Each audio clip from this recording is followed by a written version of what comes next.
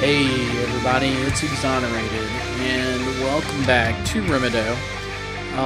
I've made some upgrades, some changes to my system and to my world, and I've done such a huge change that what I want to do is actually skip ahead.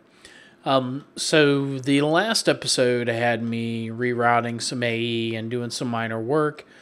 There were a couple of episodes in between there, but the sound quality kind of sucked. And I ran into some storage issues. I went through and purchased a brand new hard drive just to store raw footage on. So now I won't run into an issue where I have basically to record one episode, process it, and then once it's processed, delete the raw footage and record another one. And so it was kind of really slow. But now, of course, I don't have to do that. So what I want to show you instead is all the progress that I've made in the past 2 weeks or so. I've done an incredible jump forward. So the first thing you're going to notice, once the world loads in, that's kind of cool. You can see the caves where I ran the Ender IO quarry, how it replaced them with dirt. Okay, load up, or not. Okay, well, the first thing you would notice, I tell you what, let me break for a second till this loads, and bang, we're back. So the first thing you'll notice is that the island is a former shell of itself. I've gone through and taken down the island in a lot of places, and I've put these chambers each at a different cardinal point. So for instance, this here is a tree farm, and it's set up right now just to do oak. This right here is a mob farm. And this one's actually set up to be able to accommodate water mobs and everything else. That's what the dispensers are for. Over here we have our QED with a laser or two. Right here we have, this is really just essence generation. Wow, how did that get in there? Let's fix that real quick while we're thinking about it. Really, iron ore? I've never seen that. Sorry, I get sidetracked easily. Let's see, earth. We want earth. There we go. We'll grab a piece, shove that iron in there, and we'll put that back. And let's make sure we put those away. Okay, so basically this is just a mob essence setup. We have 4 grinders. There is a switch down here that I can turn off, and that switch will kill the lights, and of course it'll spawn away and grind away. This chamber is not really decorated yet, but it's the start of what's going to be my nether section, tunnel, block, chunk of amazingness.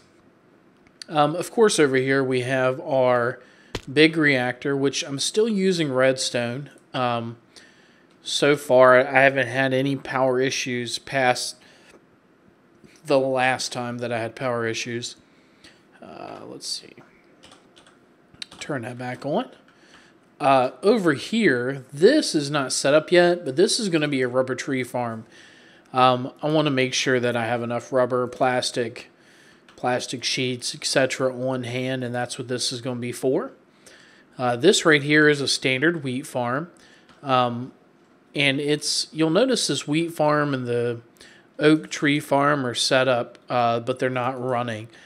I have it set up with an AE system so that once I reach so much oak wood and so much wheat in the system, it just shuts off. So that's pretty much what's going on there. I do have an extensive AE system. You'll see that crafting panel. There's one at all 8 sections here. And then up here, this used to be where my AE work was. I had an AE system up here with a bunch of machines and everything else. I've moved it, and instead I have a pattern terminal, an interface terminal, and a crafting terminal. So if I'm up here doing some work and I need to make a pattern, I can. I can place it in whatever machine I want it in so that I can order stuff. And over here, of course, I can just craft on the fly. Let's see, I've got 3 big platforms so far. This one I think is going to be my Britannia platform, and you can see I've got 2 of these mana pools that are both full of mana. I also have an AE crafting terminal right here.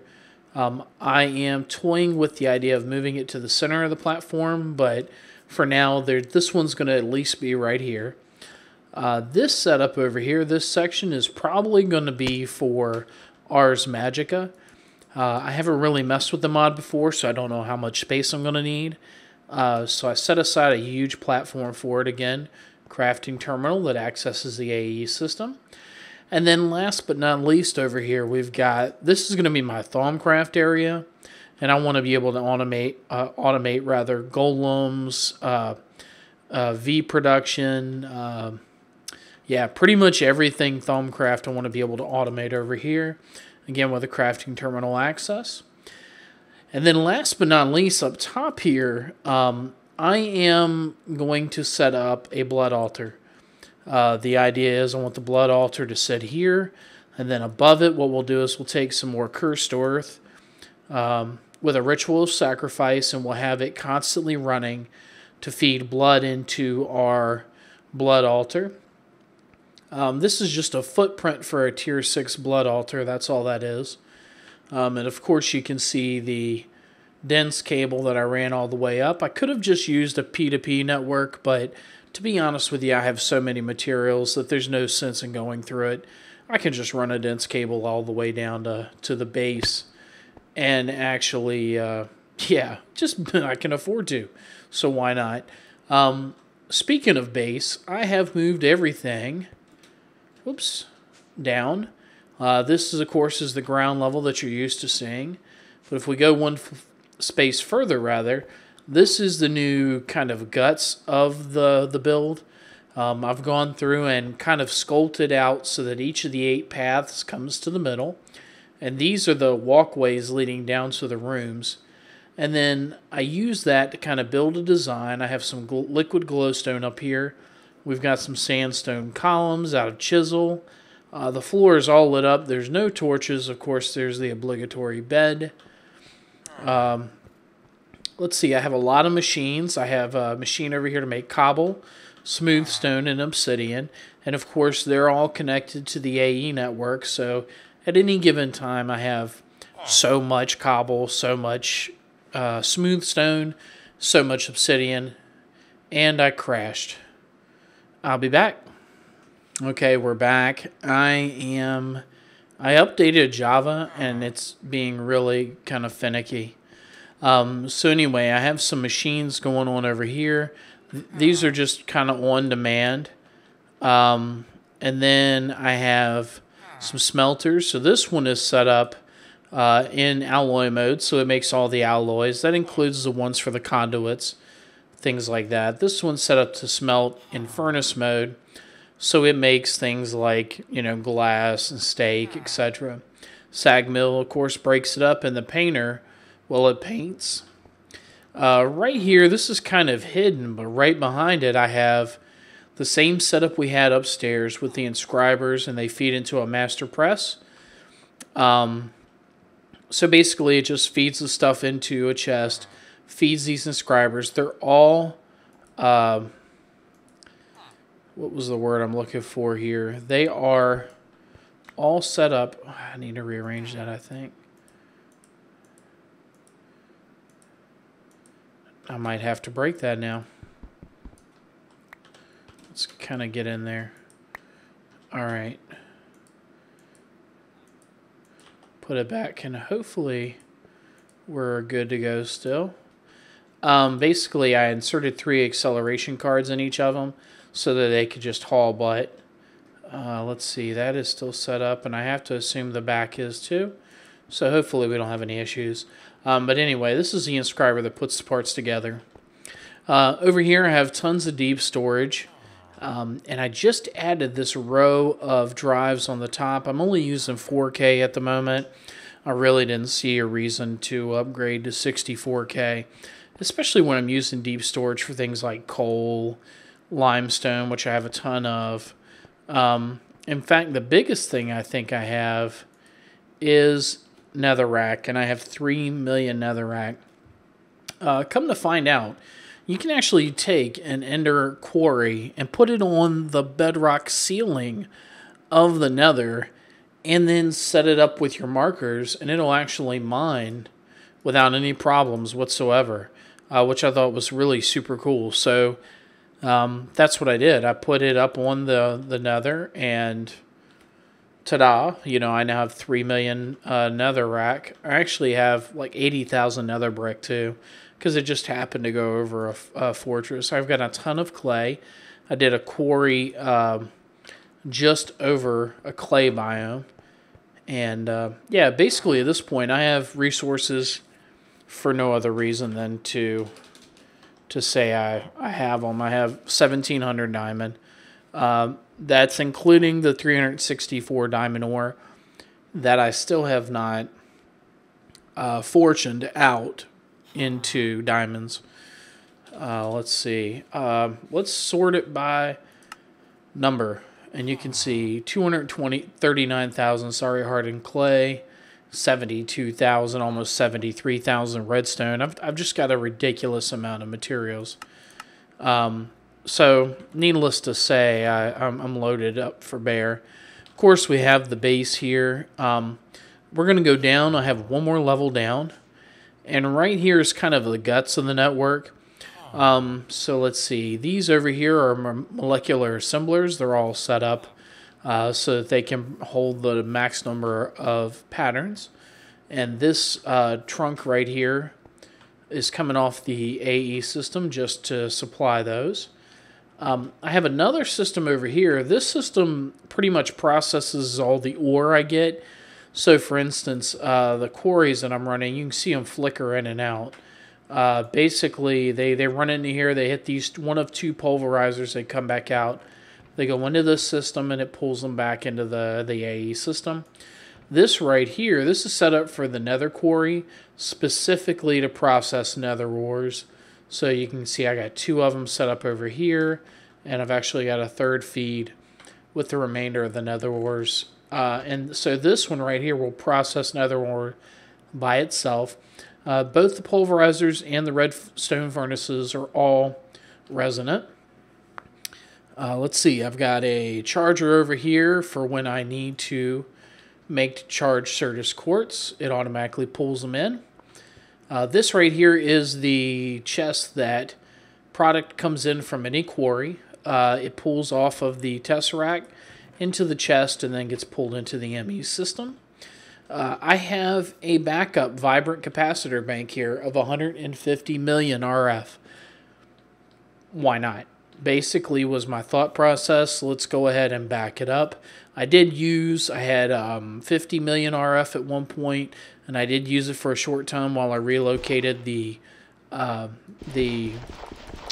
big reactor. But now that I've got it back, I've made some more and just charged them all up. Hey there, B35X. And then let's see, I've got a system over here. This processes the cyanite that comes out of the furnace and turns it into plutonium. This right here ditches all of the material that comes in from the mob grinder that I don't want. Let's see, kind of hung up there. Right here I've started replacing crafting storage with bigger units so that it can handle the larger processing jobs. And so far I've got two set up with 64. I'm getting ready to replace these two as well. I don't know if that's how it's supposed to work, but that's the way it's been working for me. Let's see. This is all cable line just running behind the scenes. Again, I could have done it any sort of number of ways, but I decided just to do it dirty and run long paths of glass fiber cable. It would have been fine. Over here on the ceiling, these are the indicators that automate those farms. So for instance, this one does obsidian, this one does cobble, I think this one on the end does wheat. Yep, it does wheat.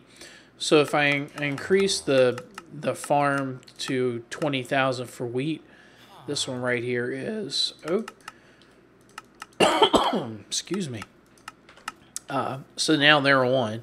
So if we go up, we can see that the wheat is planting itself and the trees have planted themselves. So really kind of a self-policing system to keep inventory on hand.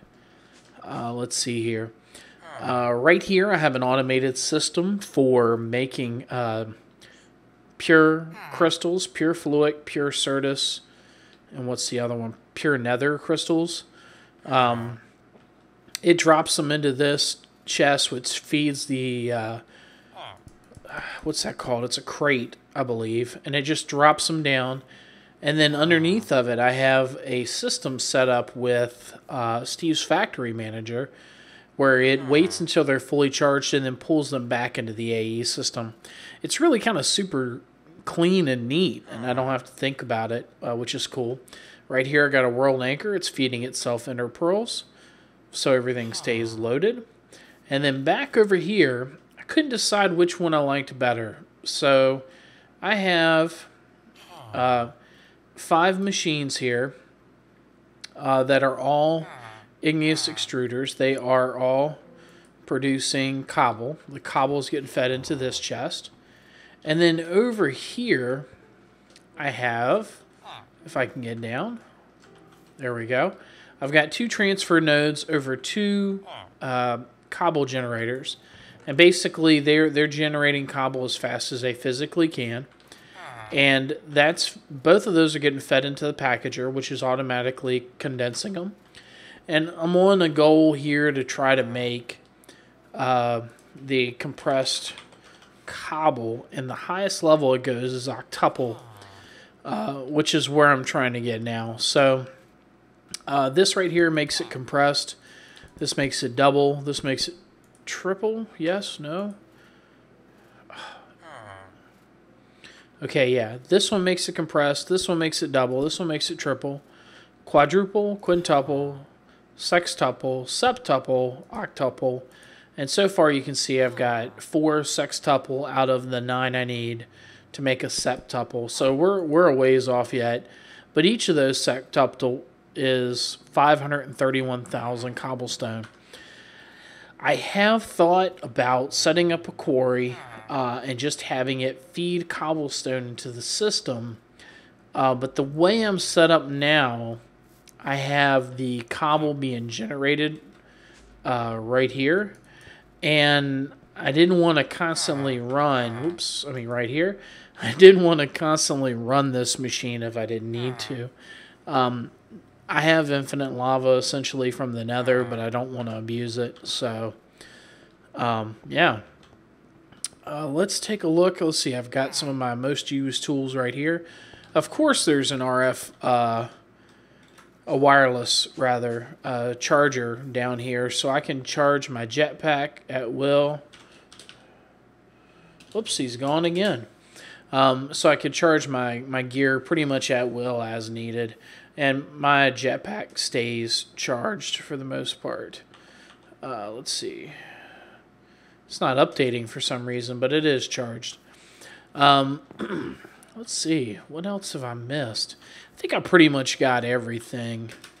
I know it's like a huge jump. Like I said, there's basically 3 videos between the one that last went up and this one that did not get published for different reasons. Sound quality kind of being the #1. Over the last couple of episodes, it's gotten a lot harder to hear me. I worked through some difficulties. I had some settings that were off. And then the other thing I found that helped out tremendously was changing up my mic setup. So I actually had to go into Windows and change some settings and then change it in the recording software as well. So yeah, it's, oh yeah, I didn't even point this out. This here is, what is this mod? Archimedes ships. So I built basically like a little fake kind of baby dragon sort of thing. See the little spikes up top? But basically, this is going to kind of be my ship of sorts. I know I need to add some stuff to it, but this was just kind of preliminary to get started. And over here, I have a wither killing chamber. Basically, I just have to go in here and take 10 minutes to remove it. There we go. And I may replace this with a drawbridge now after seeing a recent Direwolf episode. But anyway, so basically just come in here, kind of set it up. And then when it gets started, okay. There we go. When it goes to explode, I just put that there and just kind of sit and relax off to the side. Let him explode, and then we just whack and whack and whack and whack until he dies. Collect the star and move on. And I have down here, I have a, where is it? A safari net with a wither skeleton in it.